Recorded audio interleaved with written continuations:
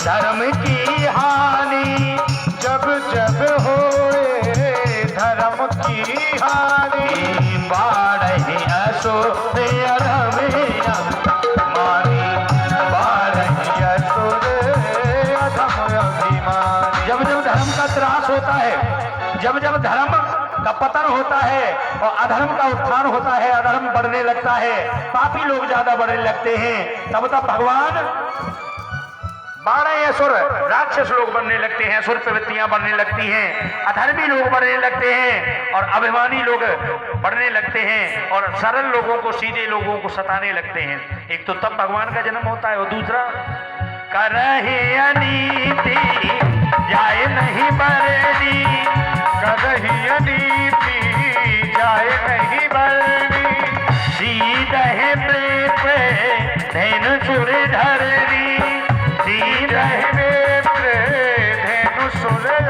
जब जब करहे अनीति, जो धर्म की नीति पर न चलकर अनीति पर जो मन में भावे सो करे, चाहे बुरा हो चाहे अच्छा हो, ऐसे लोग बढ़ने लगते हैं और ऐसे कर्म करने लगते हैं और सीधे जो सीधे सरल लोगों को, जो सज्जन लोगों को सताने लगते हैं, ब्राह्मणों का जो अपमान करने लगते हैं, ब्राह्मणों का अपमान करते हैं, ब्राह्मणों की निंदा चुगली करने लगते हैं और धेनु माने गाय को कष्ट पहुंचाने लगते हैं, सुर माने देवताओं की पूजा पाठ बंद करा देते हैं, देवताओं को मानने वाले भगवान को मानने वाले नहीं बनते हैं। और जब जब ये सब होता है तो धरणी माता, जब जब धरती माता पर ये पाप अनाचार बढ़ जाता है तो तब तब तब तब धरे प्रभु विविध शरीरा, तब तब धरे प्रभु विविध शरीरा। एक बार नहीं, जैसा समय होता है, जैसा राक्षस होता है और जैसे वे उसे मार सकते हैं, जैसे उसका पतन कर सकते हैं, नाश कर सकते हैं, उसी प्रकार से सभी लीलाओं का मेल जोड़ मिलाकर भगवान उसी रूप को धारण करके अवतार लेते हैं, चाहे बाराय का हो, कृष्ण का हो, राम का हो, नरसिंह का हो। तब तब धरे प्रभु विविध शरीरा, तब तब धरे प्रभु विविध शरीरा, हरहि कृपा निधि सज्जन पीरा, हरहि कृपा निधि सज्जन पीरा, हरहि कृपा निधि सज्जन पीरा।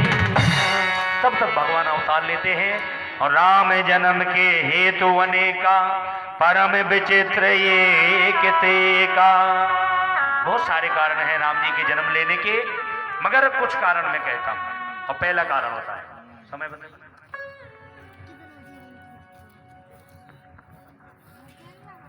अच्छा, और समय भी हो रहा है, वैसे कथा तो बहुत सारी है।